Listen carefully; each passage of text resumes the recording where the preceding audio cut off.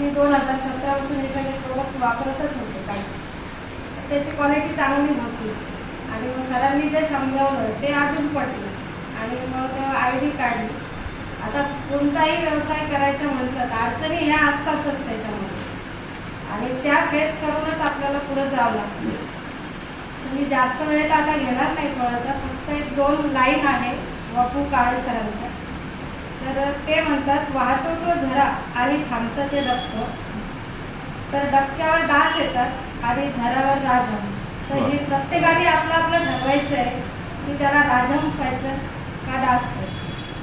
तर या ओळीप्रमाणे जर आपण चाललो तर आपला झरा हा आरसीएमचा वाहता ठेवला तर प्रत्येक जण नक्कीच राजहंस बनेल, मला तरी असं वाटतं.